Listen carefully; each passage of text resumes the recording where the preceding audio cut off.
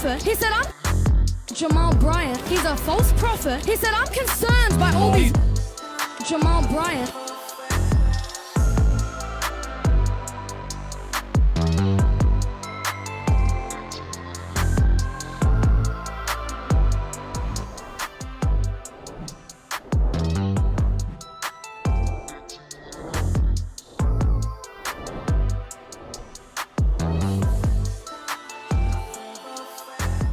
Hey, what's going on? Miguel Lloyd, host of Life Full Circle Radio. Man, I got an alert that said, Kia, we've been doing this show for 15 years, long before podcasting was super popular, when we were actually like on phones doing it on Blog Talk Radio. We've been doing the show. So if you want to hear some history, go Google it. Life Full Circle Radio, Miguel Lloyd, Kia Gainey at the time, now Kia Shakur. Anyway, so today, a lot going on. The government shutdown is hitting home. We'll talk about that. There's peace in the Middle East. It's peace in quotations because this has been going on since, I want to say, 1949. And we're going to see how this works out. There's some conversation around how to do deals with broker. But there's an interesting thing. They said that Trump and Netanyahu met right before the election last year and basically said, hold off on the peace agreement so I can win the election. And so another year's worth of people dying so this man can win the election. Government shutdown continues and it's hitting home. I'll let Kia talk about that when she comes on.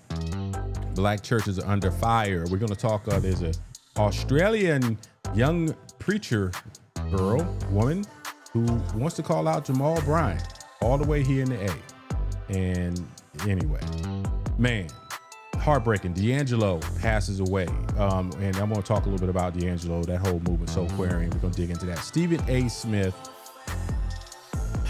now he calls himself trying to get into politics. I've stopped watching his show a long time ago because I didn't like the fact he was so loud all the time. And now he's just getting to the point that you going after Jasmine Crockett now.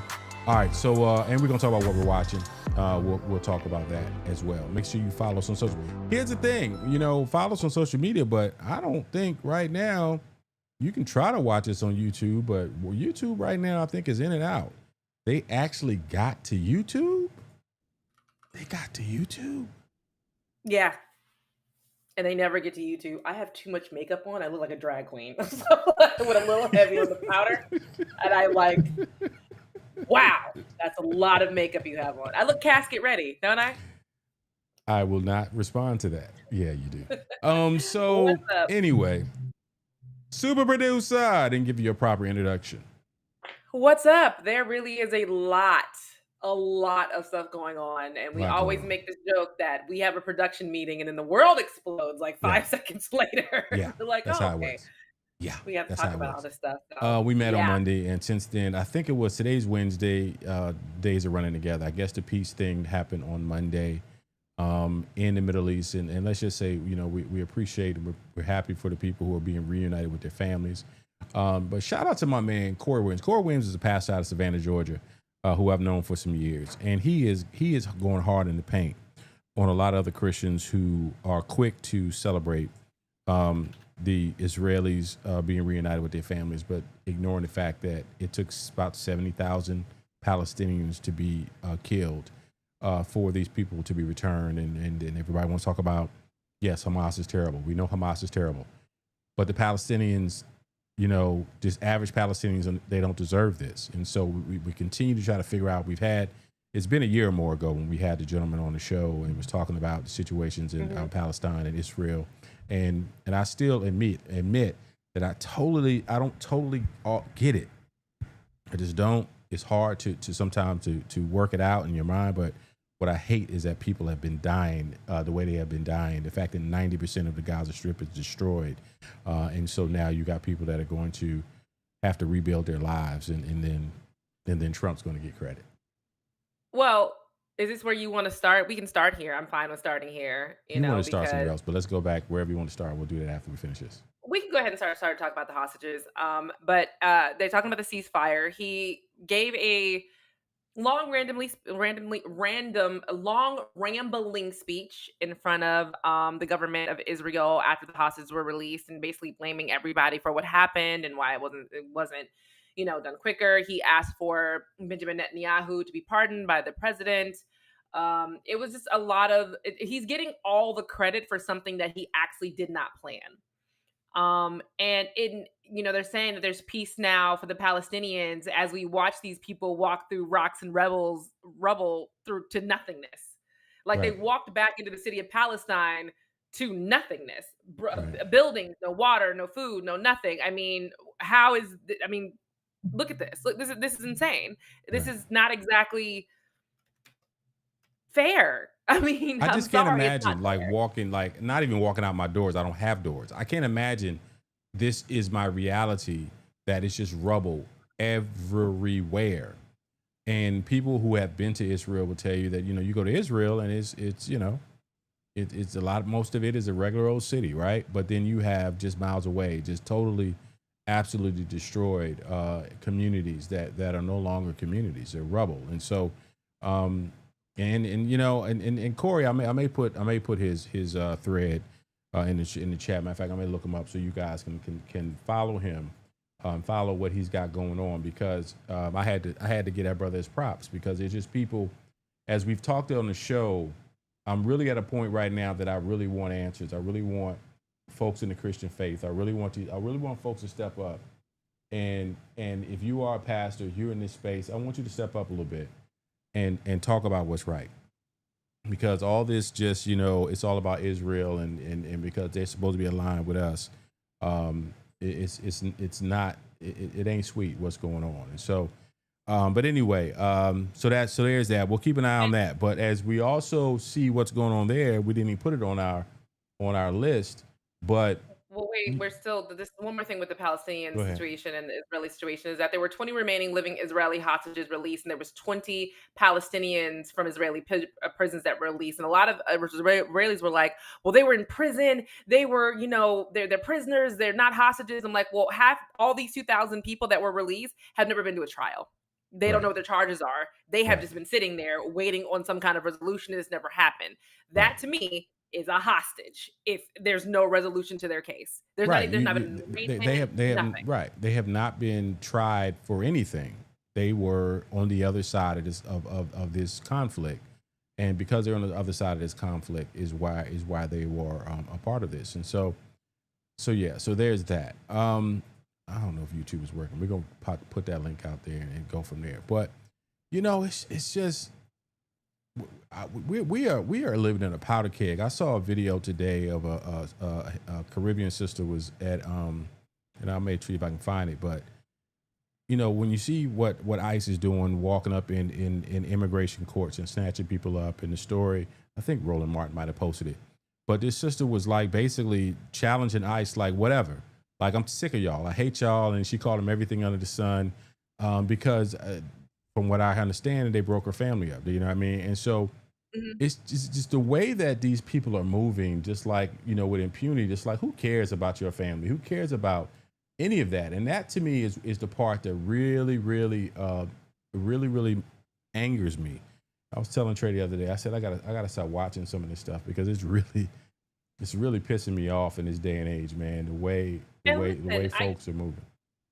Go ahead. I get it. These people came here illegally. So let's look at it as the Well, crime not of all of breaking them and did. entering. That's the thing. Not all of them. But go ahead. Well, not all of them, but let's look at the crime of breaking and entering. Your first offense, you have no other criminal charges against you. What would be the charge of breaking entering in Atlanta, Georgia, and there's no damage to property or anything? What would you get? Probation?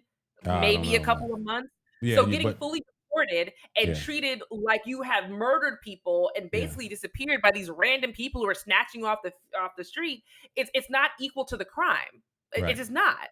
Right. So Right. When it's all said and done, first of all, a lot of these people are not criminals. In these situations where someone goes to the ICE court and they're going there, I mean, not the ICE court, the immigration courts, and ICE is waiting for them. They're going there because they're trying to do what's right. Yeah. And instead of allowing them to do what's right, this sister was not having it. I got to turn this audio up real quick. And forget the language. Don't tell me calm down. Who the fuck is you? We don't like none of you. You okay? No, how can I be okay? You okay?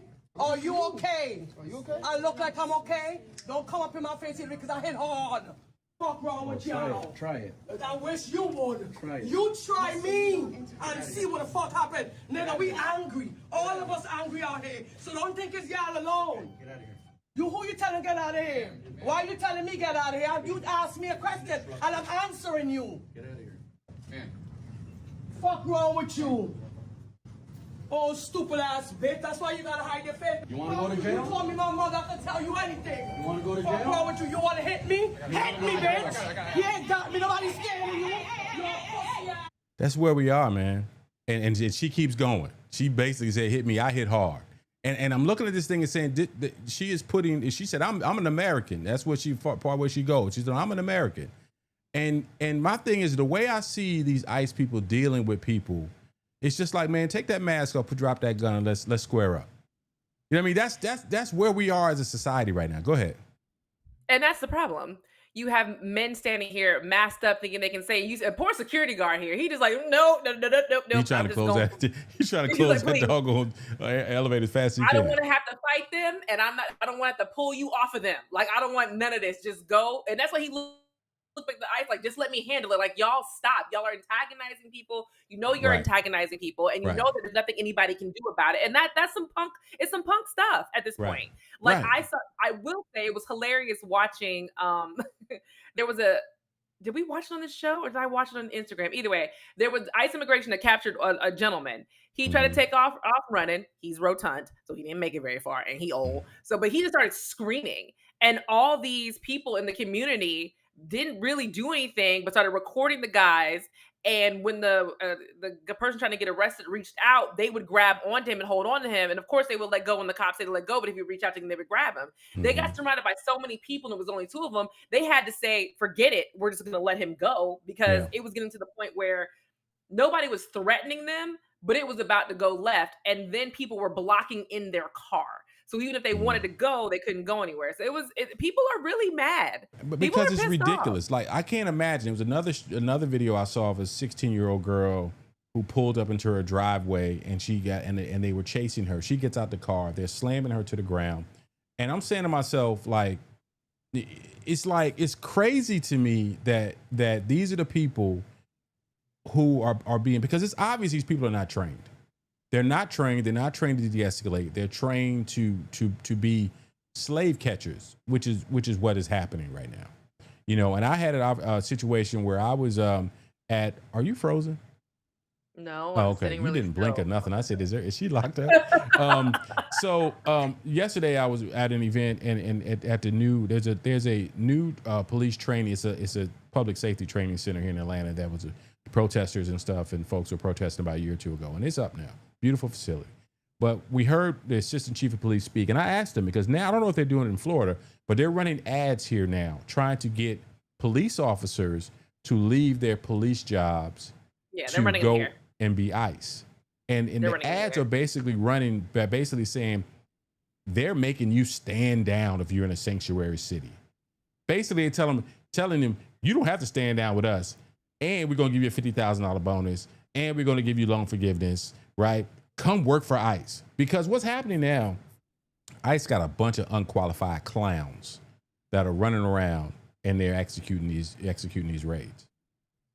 And the police officers don't want anything to do with it. I don't know about your area, but my area, like, no, I'm not going to go do that. Right. I'm not going to go do that. I'm cool with just working being a detective, being a cop, working as a state trooper. I'm fine with that. This drama, who wants that drama? Who wants that on the drama? Who wants that on their conscience? Who wants to be a cop? Who wants to be a real law enforcement person? Because here's the thing. We can say we want to say about law enforcement. My dad was law enforcement. I know people who are law enforcement. All cops are not bad. I know people like, man, F them cops. Whatever, man. Most cops are there just to do a job. We don't do that here. Not on Life on Circle Radio. Huh? I said we don't do that here. Not on Life on Circle Radio. No. We because we know too many people who are about that life. And that's what I'm saying. It's going to take some of those cops like that. And those are some private conversations. I'm going to try to pull some of the ones that I know to the side. Give me the real, man. Are these people to the point that you're going to be protecting us from them? And I just want to look someone in their eyes to see if that's where their head is at. Because that's where we are. And because they're trying to get as many, and not only that, but there's also the military. There's also trying to get to the point that they want primarily nothing but white males in the military, in places where they have to be able to do law enforcement, and have us all on the other side. And that's really what they're working on. And Here's the thing that I'm starting to realize, and I think you and I kind of already knew this, but I think is what's happening is that there is a list of police officers who have been put on a list where they can't get hired anywhere else, or they've been kicked off multiple forces. There's people who didn't make it into the academy for whatever reason, for criminal records. There's ICE Proud Boys. apparently, Hmm. well, ICE apparently isn't being discriminatory to any of these. I've got a DUI and I got kicked off the force, or I have They're not multiple being use of force discriminatory. They're letting them issues. in. Is that what you're Well, that's saying? what I'm saying. They're not being Yeah. discriminatory. Yeah. People who've gotten fired for the prison for abusing prisoners. It's anybody can go and get a job at It's ICE. the If bullies. It's all the bullies. basically, Yeah. yeah, Yeah. and I don't want police officers. I don't want any officer like that being an officer. You shouldn't have a weapon. And as far as I can see, none of these men have weapons. Have you Oh, they seen them have with weapons. guns? Yeah, they definitely have weapons. Yeah, yeah. They Because the ones absolutely that have I've weapons. seen, they don't have weapons. Now they have tasers and they're wearing that stupid vest, No, but none of them have like. I've seen weapons, and but yeah, I've seen weapons. And so so there's that. All right, let's move on. So what was it you Government want to start with that I shutdown. forgot about? What did you want to start with? Government shutdown. Government shutdown. All right, so government shutdown is now well past. I think we started. Are we? How many days are we at now? We're almost at 2 weeks, right? Yeah, I think we're in day 10. Yeah, something like day 10. And so tell us about so government shutdown. So nobody's work. People are supposed to work, whether it be TSA, whether it be because I saw some state reps here in Georgia who they have set up food vouchers for TSA workers because they're not getting paid, but they need to be at And the military. airport. They set up And food military. vouchers and soup lines for the military because they don't have their checks. And supposedly, and the whole thing about how Democrats are responsible for this is ridiculous. But tell your personal story on how government shutdown is hurting you and your family. So I have talked about this on the show before that my son, my oldest, is special needs. He has mosaic Down syndrome, and he is on Medicare. It's either I can always get it confused with Medicare and Medicaid, but he is on government health care. He is on something in Florida called Sunshine Health, Yep. which is given to any child who is either on WIC or welfare, or if the child is special needs and requires extra whatever. So we had a prescription that needed to get refilled, and under Walgreens it kept saying processing. Doctor's office was like, we're not sure why it's processing. We put this through already, we corrected it, like it's fine, it should be processing. So my husband's like, I'll just go into Walgreens and see what's going on. And he was like, I'm just gonna throw this out there, is this not being filled because our son's on Medicaid? And he said the lady in the Walgreens was like, yeah, that's why no Medicaid or Medicare prescriptions are being processed right now. We were also supposed to get him on the wait list to see a podiatrist and to see a psychiatrist because he's an adult now, so we can't do behavioral health. And none of these things are happening for anybody with Medicaid and Medicare. And it's just a really weird situation to be in. And true enough, me and Omar are blessed because he has insurance through his work. So if we needed something, we can absolutely put that insurance on there. But a lot of all families don't have that. Right. They don't. Right. It's it's the level of cruelty with this administration, and you're talking about some 300,000 black women have been let go during this administration. 300,000 people whose families are depending on those resources, who've earned it. Both of us have roots in D.C. Your dad's from D.C. I'm from D.C. and Virginia. That's how we grew up. You get that good government job. People are not leaving them good government jobs for 30 years. All the benefits and everything. A lot of folks leave straight from the military. When I talk about Trey has a couple of friends, lieutenant colonels leaving the military, pushed out black women. Colonels, black women on their way out. So you're talking about 25 plus years of service that these people have given, and they're being forced out. And I'm looking at this stuff and I'm saying, when we go back to, the GI Bill and how black soldiers coming back from World War II in Korea could not get the GI Bill in order to buy homes, which started the wealth path for a lot of the same soldiers they fought side by side with. And now you have a situation where, for a good bit, 70s, 80s, 90s into today, a lot of people spent that 20, 30, 40 years in public service at the Pentagon and working for the Treasury Department and Yeah. IRS and all of these different jobs. The FDA. Department of My Education. family works. My family in DC. They work at the FDA.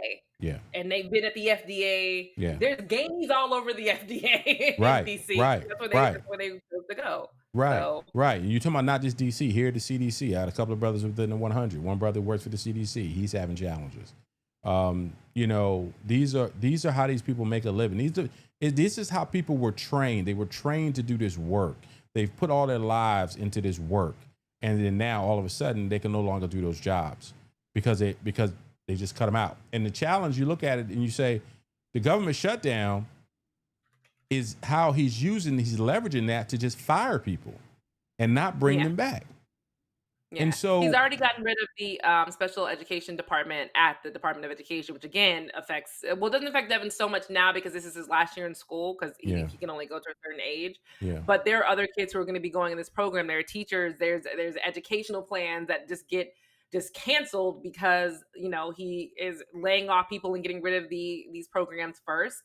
The DC police, who were already struggling to make payroll, now these officers are being forced to work for free, basically. And it's just really, and the other thing I wanted to bring up is that stupid Christy gnome commercial that they wanted to run in the airport, and the airports are like, absolutely not. You are not running this propaganda piece in our airports. Did you hear about that? No, I did not. Oh, let me pull it up for you. Yeah. Lord. Yeah. And I'm sure it ain't running in Atlanta because Atlanta don't play. It's basically saying, this is all the Democrats' fault. Where can I find the video at? They might not let the video. Hold on, I'm trying to see if it'll pull it up. Well, basically what it is, because I can't pull it up because YouTube's down also. Basically what it is, the video of Christy Gnome sitting in, blue background in the White House, basically literally blaming the Democrats for why people can't get through TSA at the airport. Like, we're so sorry for the inconveniences here, but the Democrats shutdown is really blah, blah, blah. I'm like, you thought every airport was going to be comfortable with you running this in their airport? They had the right to say no. They have the unmitigated gall. The Atlanta airport is owned. It's so interesting. It's in Clayton County, but it's owned by the city of Atlanta. Recently, the federal government has pulled up and refused to pay them the grants. But the city of Atlanta been preparing for this. She said, "All right, cool. That ain't but 10% of our budget. We're gonna keep moving." And I just look at this thing, and it's gonna take mayors and even in this situation, when they start talking about sanctuary cities, and they're in Chicago and they're in Portland, you notice they haven't come to Atlanta, and it's for a couple of reasons, I believe. One, obviously, the city of Atlanta runs pretty strong, Black folk. Yeah. But Brian Kemp is not a Trump fan. He is a Republican, but he is not a Trump fan.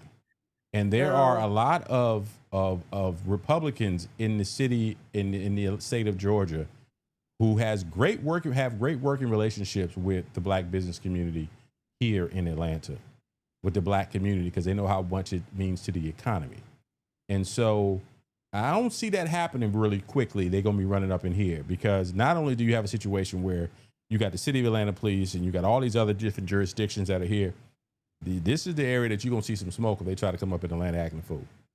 Well, here's the funnier part here in Florida. So people are still getting their roofs done here. People are still getting landscaping. And there is a landscaping company that a couple months ago, it was all Hispanic guys who worked for the team. This time when they came to do the middle strip, because we have like a long strip leading into our subdivision, it was a bunch of white guys.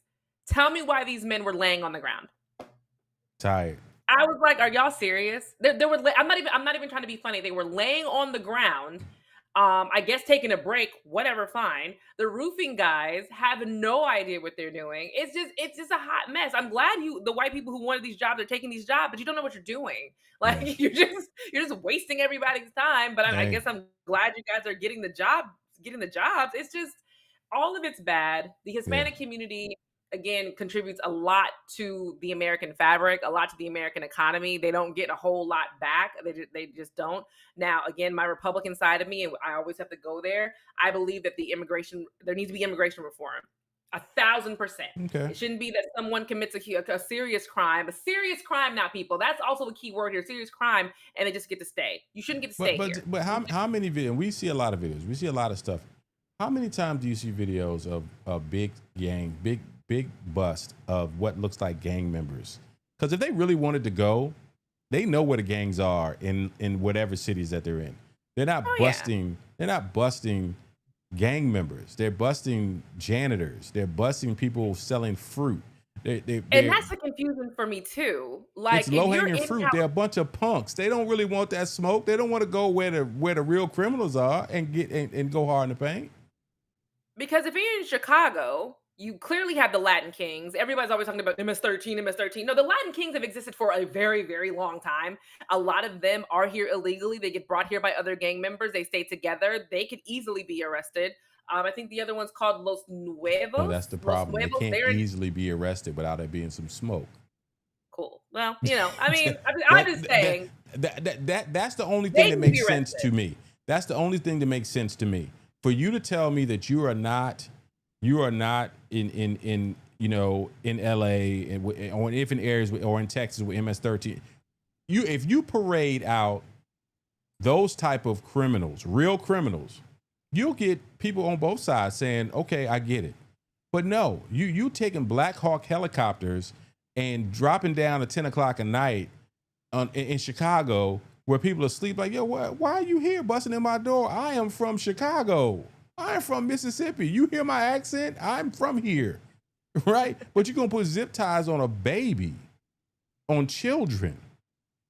You know what I mean? I saw a video the other day, young black kid, looked like he's probably in his late teens, early 20s.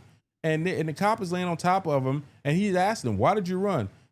Because you're chasing me, and I've done nothing wrong. Not even that. You're chasing me with a mask on your face. Like right. Like, you think people just wanted, I'm going to let you kidnap me?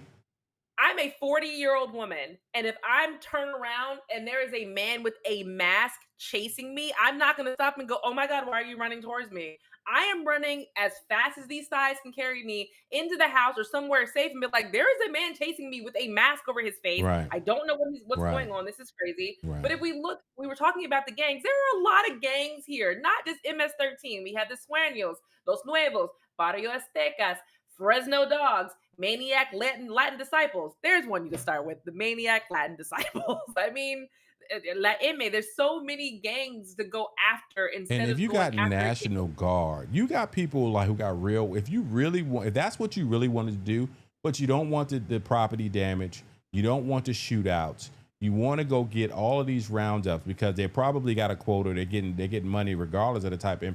Think about it.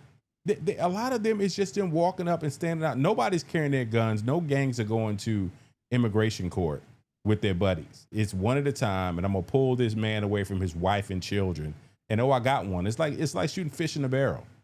Going out there where it's really dangerous, where there's some real issues going on, and show me. Go down there in Miami where the Cubans and the Nicaraguans and them, they might be out. Go down there and show us how tough you are. Show us how tough you are. By the way, Cubans, Venezuelans. Hey, no, you can't come back in the fold. I see some of y'all on Twitter. I was wrong and I didn't know. You did know. I will vote for Donald Trump. I will vote for Donald Trump. You singing your song. I will vote for Donald Trump because I will vote. You can't come back and hang out with us. You can't come sit at our table. Yeah. I think they bother me the most. The Venezuelans, the Argentinians, the Cubans, who were so gung-ho for Trump. Mm-hmm. Now their family members are getting deported. And even worse, their status as citizens leaving a war-torn country, whatever it's called, has now been revoked. And they're now on deportation lists. And then they're like, well, why would you do that to us? Because you're still brown. I think about you being brown. You're still brown. Just like all of these black Trump supporters. The ones who go to these events and get called the N-word and get kicked out. They're like, well, this is not what Trump represents. Yes, it is. Yes, it is. It's absolutely what he represents. I don't know where, and I'm going to switch gears because, time is going fast on the show today. But I want to talk about this little chick right here. And I'm going to call her what I'm going to call her. It is what it is. All right. So I'm just going to play the audio and then you guys can come on, refresh. So as this is pulling up, this preacher from Australia decided that she wanted to talk about Jamal Bryant. And I said to myself, like, why are you sitting over there? What is going on? Now Threads ain't acting right? What's going on? Why are you sitting over there in Australia and you are talking about Jamal Bryant? I'm saying to myself, like, these people don't know how to leave us alone. So as I'm pulling this up, this pastor wanted to talk about. Let me see if I can get to her. Here she go. All right, here we go. Preachers who've been talking about this man, Charlie, that was killed. They having moments of silence in black churches all over the country over a man that was a racist and a white supremacist. How dare you compare him to Martin Luther King? The only thing that Charlie Kirk and Martin Luther King got in common is both of them were killed by a white man. Notice how many times he brings up skin color. 4 times. Why are you bringing up skin color so much? It's ethnic idolatry. You are more concerned with the color of people's skin than you are with the truth that they speak. You are more loyal to your tribe and your race and your ethnicity than you are to the people of God. You can't say that, Millie. You're a little white girl. You think that my authority comes from my skin color or my stature? My authority to speak comes from the word of God. And you know what I didn't like at all? The fact that he called it black churches. Black churches? Like, what is that? Are we bringing segregation back? That's a very weird thing to say. This is not a white church. This is a church of Jesus Christ. How dare you divide the body of Christ by skin color? We are united by one thing, that's the blood of Jesus Christ. I don't care what your skin color is. I care about who you believe in and who is your God. You better believe in heaven. There's not going to be a black section singing gospel songs and a white section with the organ. There's not going to be any segregation in heaven. We're not going to be split up by skin color. We are united by... So I listened really to quick, this. Your authority does come from your skin color, Millicent. You're a white woman who has the odd. First of all, women shouldn't be preachers, but let's not even go there. You're a white woman who's standing up You're there saying lecturing. that tongue in cheek, of course. Sure, we'll go with that. Do You're you a white believe woman women shouldn't standing. be preachers? You believe women should be preachers? Are we having this? I don't want to have this conversation right now because my mama is Okay. listening, and I don't want to have this All right, conversation go with ahead. her. Keep going. No, I am joking. But she is a white woman who is capitalizing on Charlie Kirk's death as a way to get her famous. That's what she's doing. You're using your white skin. That's where your power is coming from right now. You have a giant picture of Charlie Kirk behind you with President Lincoln. Don't think we didn't notice that, Millicent. Right. Like, but you talking about idols. You talking about black idolatry and all this type of Exactly. crap. And you got a big old picture of Charlie And Kirk in your church. you can tell how young she is because she has no idea of the history of black churches. She is, or white churches, how black people weren't allowed to go to church, white churches. And yes, there were some churches like the Quakers who allowed black people to worship with them, but that's the Quakers. They're not, Right. they weren't everywhere back in the day. We weren't allowed to be the same. Also, if y'all keep doing this Hillsong dark crap in church, I don't want to be there. I like gospel music. I like choir robes. I hope in heaven there is a black section where I can go and enjoy actual gospel music because I don't want to listen to Hillsong. I don't want to be in the dark. I don't like strobe lights. This thing that she's got on the stage right now, I hate Right. that at churches now. Why is that the new hotness?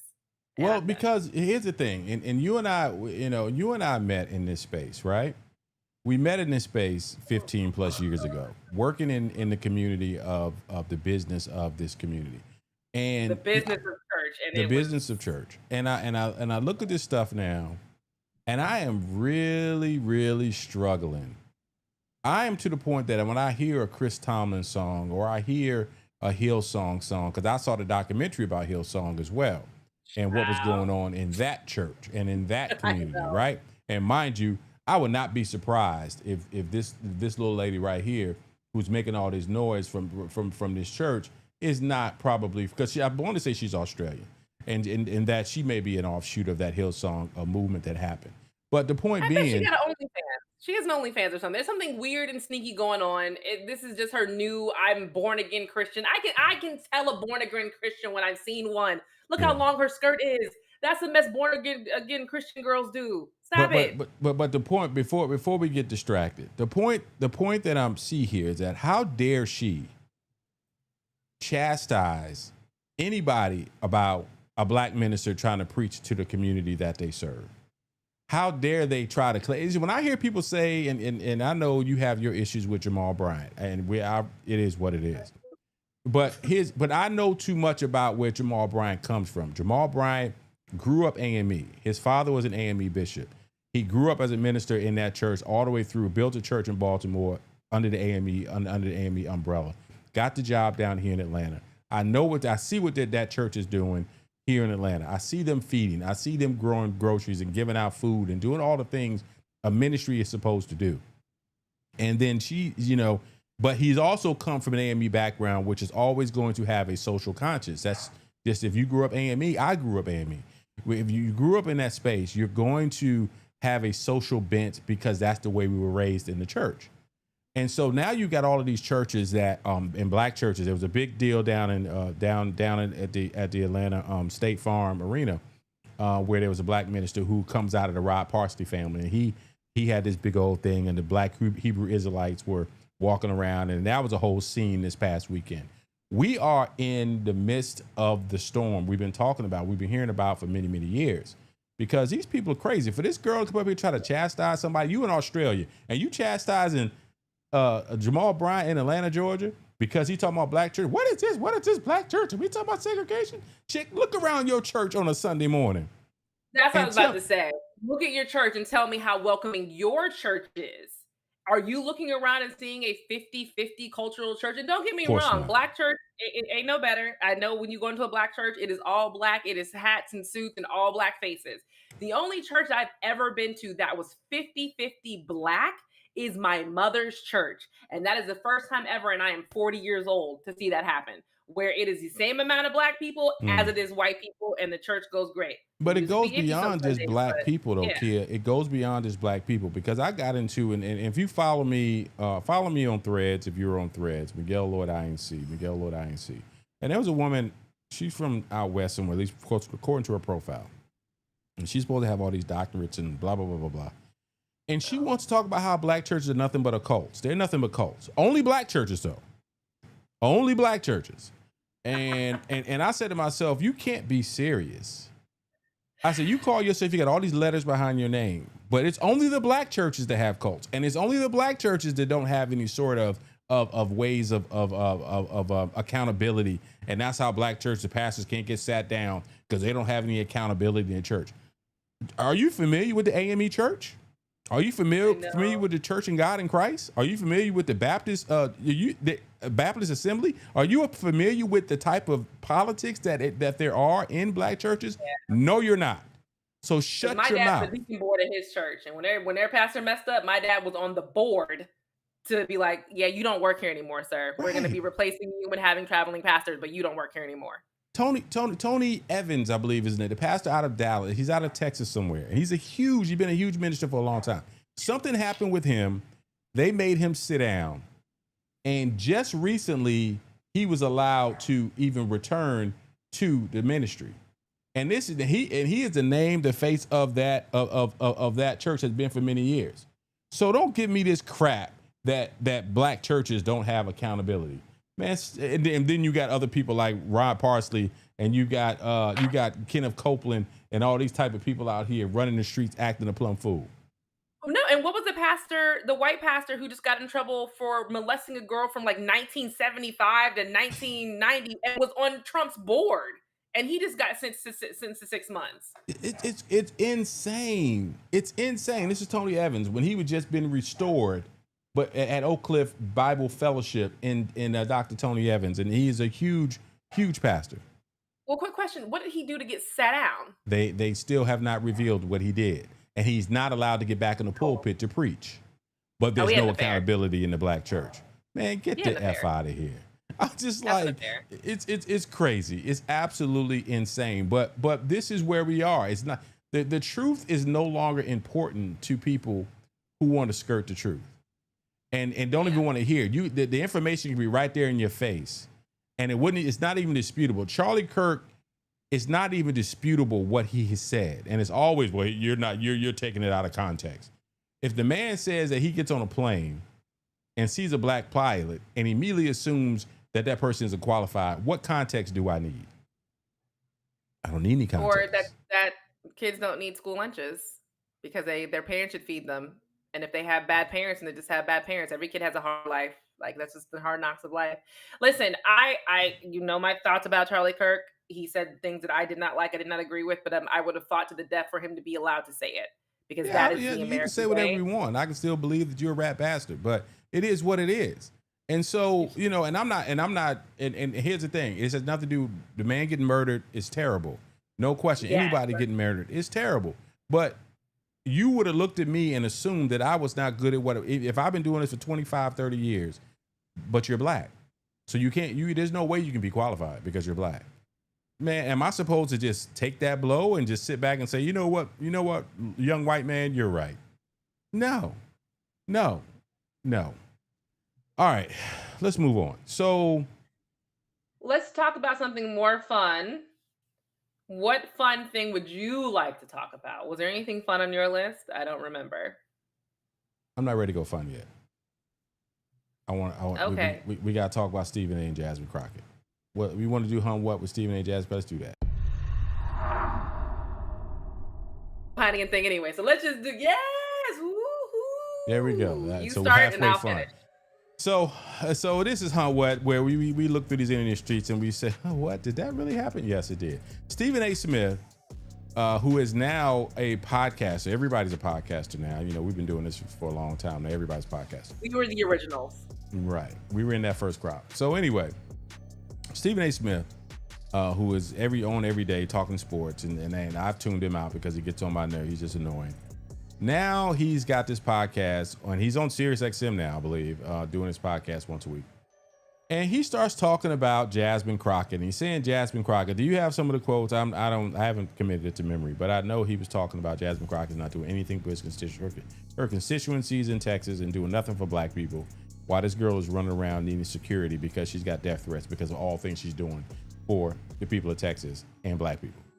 So then, you know, it came back and you talk about Serena Williams' husband was on ESPN and he called him out and basically said, because he wanted, I guess when Serena was at the Super Bowl last year and she was dancing with Kendrick Lamar, I guess supposedly trolling Drake. She wanted, you know, Stephen A. Smith had something to say about their marriage, but when it came back to the situation where her husband was on the show, he folded like a tent. He did, because, you know, Alexis, Serena's husband, doesn't really talk a whole bunch. He's just really, really wealthy. He just is. Yeah. And he had been wanting to come on that show. I guess it's First Take still, right? What is the show? Yeah, it's First Take. Yeah. First Take. He even wanted to come on for a while. And Stephen A. Smith was supposed to be there that day. And then all of a sudden when Alexis gets there, they're like, oh no, he's a remote from Atlanta. He's like, oh really? He's a remote from Atlanta today? But Alexis didn't hold back. He was like, so I heard you had some marriage advice for me. Oh really? Right. Have you ever been married? No, I've never been married. Cool. Well, I'm a billionaire and I take advice from other billionaires. So, you know, I don't really need to take advice from you about anything, not being a billionaire and definitely not being married. So then as soon as after that happened, he's now going after Jasmine Crockett with his backhanded compliment of you're so educated, you're so brilliant, you're representing over 750,000 people, but the street verbiage that you use takes away from your message. Does it take away from Trump's message when he started saying grab him by the pussy? Does it take away, J.D. Vance's message when this morning he just said it was completely okay for college kids to have this racist text messages because another person did something else? Like Marjorie Taylor Greene, the stuff she says. Right. Nancy May screaming out tranny in a congressional hearing. Like, it's wild, man. Like it's wild where you can show people the videos of people you just talked about. And you show Jasmine Crockett, and they'll be like, "Well, how dare she? Are you kidding me?" And don't get me wrong, I don't like the sister girl attitude either. I'm not a fan of it because it reminds me of Diamond and Silk. No, you're not gonna. Go ahead. Can I finish my sentence? Go ahead. Because Trump liked them because they related to black people with the whole attitude, the fake hair, the makeup, the whole thing. He was using them as caricatures of black women. And I feel like sometimes Jasmine goes into that a little bit. She gets drugged in, to be honest. She's not going into it for fun. She gets drugged into that. And it once again becomes a caricature of us. Even Vice President Kamala Harris, said her name right, she was on stage and she's getting attacked by protesters at her own book reading, and she's gonna finally get up and say, "Let me tell y'all what y'all not gonna do. Is do this here in my event." Right. We get drugged into this, and then we're the ones who are wrong for getting drugged into it. It's not wrong. It's code switching. It's code switching. We have to do better with the code switching. Huh? Jasmine has to do better with the code switching. She does. I don't think so. I think first of all, there's nowhere in the world I would compare Jasmine Crockett to Diamond and Silk. You know, Jasmine Crockett is a brilliant young lawyer. She was a prosecutor. She gets in there. She knows her stuff. She knows the Constitution. She knows the law. And so what happens is that, yes, does she get drugged into it? Is an entertainment factor to it? Of course. Many of us would not know a state representative from Texas named Jasmine Crockett if she wasn't up there reading people with the bad-built body. Bad-built butch body. You know, we wouldn't even know who the sister was, right? You know, you even have, to me, the one who's cosplaying more than Jasmine is Kamala. When Kamala got up there and talking about these MFers are crazy on the stage, she did that last week, and then like you said, she's up there snapping and what you're not gonna do. Yeah, okay, Kamala, you taking it a little far, sister girl. But that's where. Wait, stop. We have to look that in context for that situation. Did you watch what happened at that book reading? No. But here's my point. I'm gonna let you finish your point. But my point is, this is a woman who was just the vice president, was one time. This is a woman of a certain stature, and plus she's 60 years old, right? Who is taking on this persona. But finish your thought. Go ahead, finish your thought. And I'm gonna tell you why I feel like they're all doing it, but go ahead. I normally would be with you with Kamala and being like, oh, why are you doing that? But to watch her have to stop every 30 seconds and be blamed for something Trump is doing. Oh no! Why haven't you? Why did you allow to happen? What happened in Gaza happened? Somebody screamed out at her. Why did you Israeli this and you're evil, and why did you allow this to happen? After 6 or 7 times, the 7th time is when she got up and she was like, y'all have to stop. Like, enough. Get the F out of here. I'm not the one. Stop playing with me. And I get that. I guess my feeling with Jasmine is Jasmine goes too quickly with the code switching. In my opinion. It's the way we're at a point now, like you said. It started with Trump. It started with the point of no decorum that you can be. Do you remember when Obama was president and in the middle of his speech, one of the legislators stood up and said, "You lie," while he was talking. And at that point, it was like, pearl clutching, like, oh my God, I can't believe somebody stood up while he was doing his speech and broke decorum. There is no more decorum. There's no more decorum. You got vice president talking about what's bullshit. You got a president who will say anything out of his mouth. And so now, even today, what's the old woman on the left who they always go after? Who they hit her husband's head upside the head with her hammer. Senator from California. Nancy Pelosi. Nancy Pelosi, with her old behind, turned around to a reporter today and just told him, "Shut up." And for someone who's 80 years old, that was damn near cussing for her. You know, we're at a point now where nobody has patience. Nobody's acting with any level of decorum. Everybody is saying, this is how we're going to get the attention that we need to get. You got Kash Patel and Pam Bondi going for Congress and saying nothing, showing absolutely no respect. Yeah, Kash Patel showing absolutely no respect to the body of Congress. Won't answer questions. And again, people have been talking about DEI hires. Pete Hegseth and Kash Patel, Dan Bazingo. Is Dan even alive? Has anybody seen Dan? They put him in a closet somewhere because he talked too much. He started pushing back too much. Yeah. I mean, this is the definition of DEI. You weren't hired because of your skills. You were hired because you were nice to me, because you agree with what I agree with. And Trump is taking this whole "you agree with, I agree with" thing to the next level. He's now saying that he won't give aid to Argentina unless Argentina votes for the person that he wants them to vote for. We've got Christy Gnome with this commercial in the airports, which is violating the Hatch Act. It's just we live in bonkers land. We live in bonkers land. Yeah, I've said this. What we realized and what we were learning is that it was a lot easier to F this all up than we thought. And that's the part that's the scary part about it, because even once he's out of there, and whenever he's out of there, the curve has been moved. It's been moved. The standards have been lowered. And if you can sit up here and say, hey, Saudi Arabia, or whoever, not Saudi Arabia, I think it's Qatar. Hey, Qatar, you give me this type of money. One of the countries, I think it's one of what that's now going to get a training facility in South Dakota or somewhere.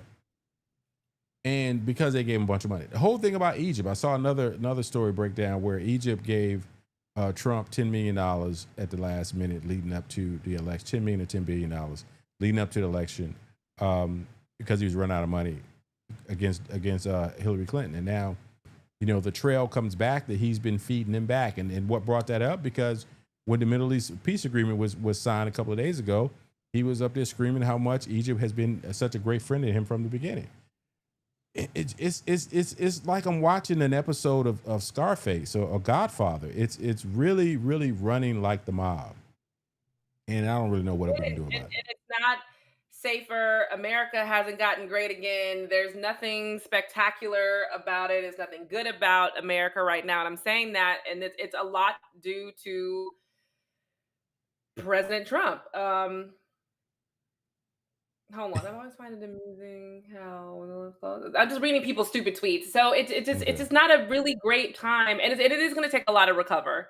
And like you said a second ago, people did not realize that somebody could break the government, and Trump has managed to break. He's managed to break it. He's absolutely broken. Yeah, systems that have been in place for years. And here's the thing: he learned from his first presidency that I guess nobody else thought he was realizing, was that there were people in place who agreed with them, but they pushed back a lot. And when they pushed back, he got rid of them. Then new people come in, they realize, no, they pushed back, they got rid of them.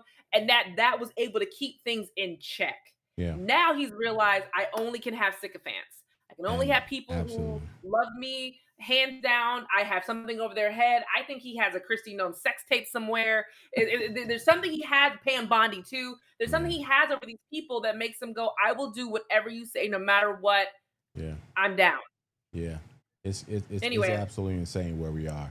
But it is where we are. All right, let's really one more thing we want to talk about. We didn't really. So what we did, Stephen A. Jasmine Crockett, we did get into that, but we kind of went on some other tangents. But can we talk about Nikki Minaj? I know that's not your wheelhouse, but I think she might be schizophrenic. And I'm not even being funny. I legitimately think this woman might be schizophrenic. The stuff she's doing, the stuff she's saying what's going online. On with Nikki Minaj? She canceled an album that never existed. She just announced on Twitter today that she's canceling her album. I did see. I know you have crickets, but so does everybody else. What album? What album? There was no album. She could have been working on an album. And it is what I think. She is really desperate right now to be relevant, and I'm not in her market. I was never in her market. There's a few songs of hers I'd be like, okay, that's cool, but I was never a market. So when they talk about how great she is and all of that, I that's something that I'll always kind of struggle with a little bit. But it's sad. You have a woman who was the #1 female rapper in the entire world, and now she's a joke on social media. Is that really where we thought? You may not be in Nicki Minaj's realm, but did you really think this is where it would come to? All artists have an expiration. Your popularity, especially, is artistry. Music is like athletics. You're going to have a good run. If you get a good, like she's had a 10 to 15 year run. So she's had a great run. And so then Cardi B came in. Cardi B kind of took up her space. Then you got the level of, we thought when Nicki Minaj first came out that she was ratchet. She looks like the old lady in the club now. When you talk about the old lady in the club, she's me. The mean old lady in the club, right? And so... so yeah, I did see something. I caught wind of that, and I saw somebody post it. And I'm just like, wow, that sister is what it is. She got to find something else to do. I saw her act in a couple of movies, and I thought she's got enough personality that she could do more stuff that on the social space, because that's what all of them are doing now. Absolutely.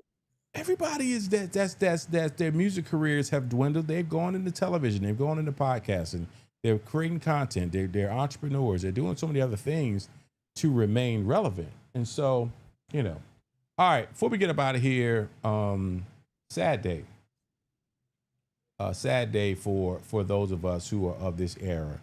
Brother D'Angelo passed away. D'Angelo, who came out about 94, 95. And here's the thing about I'm one of those people, and you know, I work with Spotify on and different things, and they got this little DJ thing when they talk about, oh, you're in the top 2% of people who listen to this song. I still listen to D'Angelo every day because I'm a big Soulquarians. I'm of that era. There's a whole era of R&B music that I didn't pay any attention to, and no knock on the Tanks and the Joes and the John B's and all those R&B artists from the late 90s and the Silks and all of those. I was not listening to that. I was listening to D'Angelo, Jill, Erykah Badu, you know, that era of the Roots. I was listening to that's where I was sitting. And now, and that's the reason why that music is aged so well. He's from Richmond, Virginia, fellow VA brother.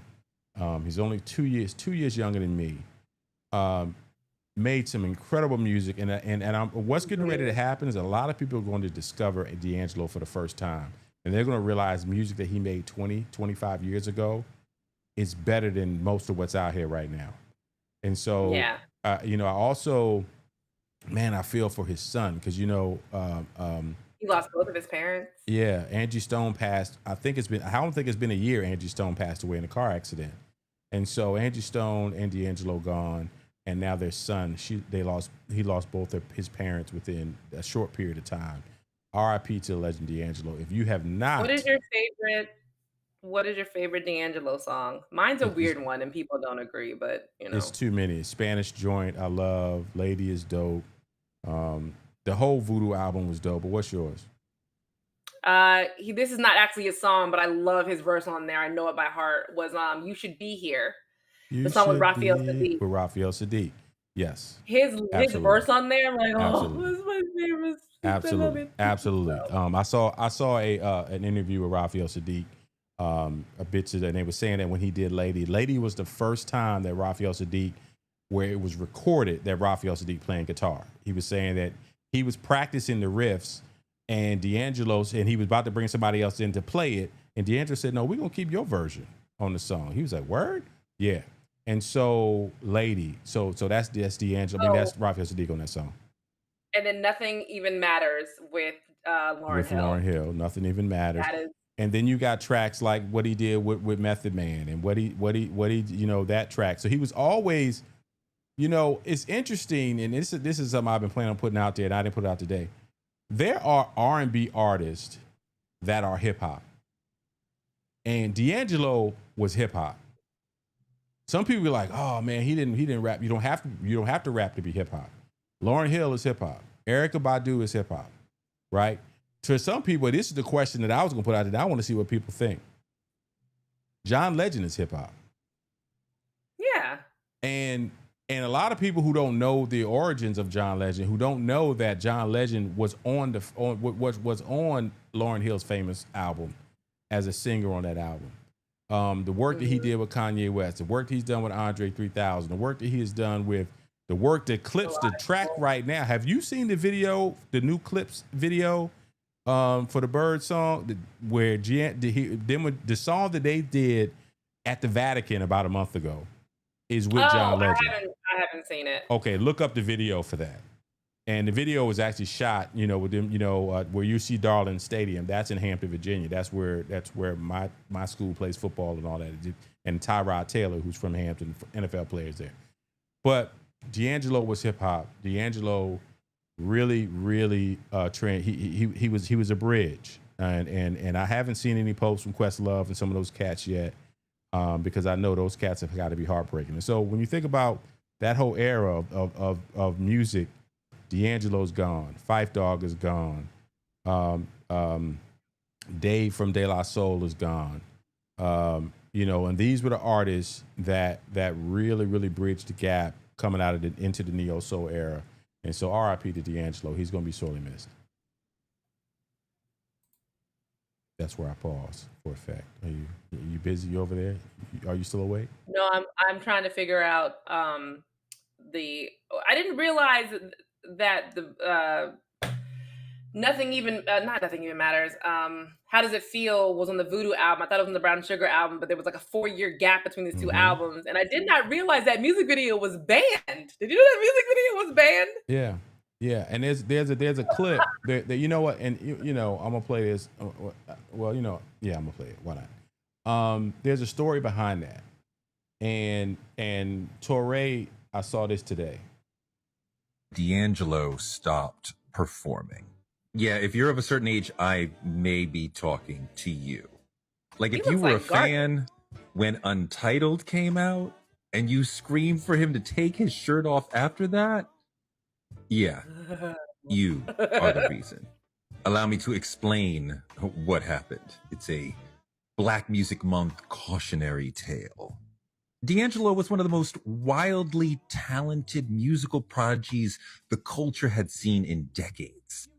His 1995 album, Brown Sugar, his debut album, proved him to be a brilliant soul singer and writer in the classic tradition. This album was like, oh, I was looking through my parents' Marvin Gaye, Al Green, Aretha Franklin collection, and I found this, and it's incredible. D made us wait 5 years for his second album, Voodoo, but that album was unbelievable. It showed tremendous growth as a singer, as a writer, as a soul music creator, and part of why he had grown so much between the first album and the second album is he had gone to Questlove University. They called it Soul Music University, but I heard all about it when I was doing this story on D'Angelo for Rolling Stone back in the day. As D'Angelo and Quest worked on Voodoo for years, they also spent a lot of time studying the legends, people they called Yodas. They sat around watching videos of James Brown, Prince, Stevie, George Clinton, Marvin Gaye, Fela Kuti, Aretha Franklin, Nina Simone, Al Green, Sly Stone, Hendrix, and on and on. The Yodas, the gods of soul music. The point of all this was to educate themselves to the highest degree so they could make the most incredible soul music that they could. You don't watch at that time, documentaries. It's not D'Angelo boring. and Exactly Quest saw themselves as being in a war for the future of music. So seeing how my co-host is bored with this incredible story about D'Angelo, you guys, I'll put it in and follow me on Instagram. And basically it says that the reason why he took so long to make the music was that he didn't like the fact that the Untitled video made him a sex symbol. He hated being a sex symbol. He said he wanted to play the music. And so he would perform and women would not want to even engage in his concerts until he took his shirt off. And he was like, he hated it. That's the whole story that Torre was talking about. And it took a long time to get to that part of the story, but it's up there now. It's running right now. Yeah. Okay, great. I get why D'Angelo wouldn't like that, and I don't think that was the intention of that video. And I again, as an adult, I was like, this video was tastefully done, considering it's supposed to be a sexual song. How does it feel? But it's just his abs and the V part of his abs, him spinning around on a plate, like on a circle. Like it's not like he's doing anything inappropriate. This came out in 1999. It came out in 2000, yeah. 99. It's a different world. We're in a different world. And in this video, you couldn't have the patience to watch. He talked about how he went through fighting. He was struggling with his weight and things of that nature. And so that wasn't his thing. You remember when he was dating Angie Stone, people was like, why is he dating Angie Stone? This woman 10 years older than him. She's a little bit heavier than he is. That's just, D'Angelo was like a regular cat. He was an extremely talented musician. And so, but anyway. All right. Anyway, so appreciate y'all, man. A lot going on in the world. We're going to do the best to figure this thing on out. We'll see y'all next week. Hopefully this was on YouTube. I'll have to check and see if it came back, see if YouTube back up and running it. And go out there, Jazzy Jeff, DJ B, Jake Finesse. There's a whole bunch of people out there spinning and doing tributes to D'Angelo. Enjoy. Peace and a bye-bye. Bye.